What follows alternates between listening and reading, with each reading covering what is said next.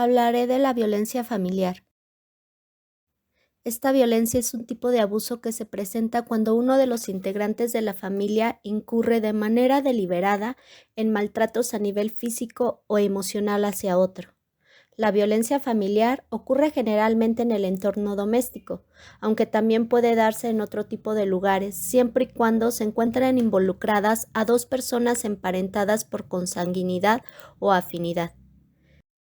El artículo 218 del Código Penal dice que al integrante de un núcleo familiar que haga uso de la violencia física o moral en contra de otro integrante de ese núcleo que afecte o ponga en peligro su integridad física, psíquica o ambas, o cause menoscabo en sus derechos, bienes o valores de algún integrante del núcleo familiar, se le impondrán de 3 a 7 años de prisión y de 200 a 600 días de multa y tratamiento psicoterapéutico, psicológico, psiquiátrico o reeducativo, sin perjuicio de las penas que correspondan por otros delitos que se consumen.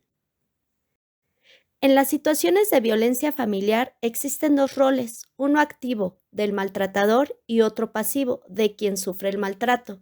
El maltratador suele ser una persona que impone su autoridad, su fuerza física o poder para abusar sobre otro miembro de su familia. Los abusos por lo general están constituidos por agresiones físicas, imposiciones o malos tratos y pueden ocasionar daños físicos como hematomas o fracturas óseas o psíquicos como depresión, ansiedad, baja autoestima o aislamiento social. Como tal, está catalogada como un problema de salud pública y en consecuencia requiere políticas, programas y campañas emanadas de los organismos competentes para prevenir y concientizar a la población sobre las consecuencias de la violencia intrafamiliar y fomentar la denuncia de este tipo de situaciones, pues a pesar de que se encuentra penada por la ley y conlleva a una serie de sanciones legales, muchas personas, por temor o desinformación, no lo hacen. En la violencia familiar existe la violencia física. La violencia física es aquella donde un individuo se impone a otro por el uso de la fuerza, infringiéndole daños corporales leves que no requieren atención médica, u otros más graves como fracturas óseas, hematomas, hemorragias, quemaduras, etc. Es un tipo de violencia muy grave, ya que atenta contra la integridad física de la persona y en casos extremos puede conducir a la muerte. También está la violencia emocional.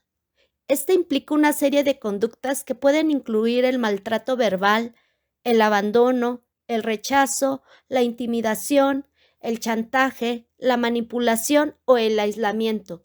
Por lo general, la víctima es sometida a fuertes regímenes de humillación, insultos o descalificación, afectando su autoestima y su autoconfianza y generando comportamientos depresivos. Dentro de la violencia familiar también está la violencia sexual. Ocurre cuando una persona es forzada a tener contra su voluntad cualquier tipo de contacto o relación sexual. Se manifiesta a través del acoso, el abuso, la violencia o el incesto.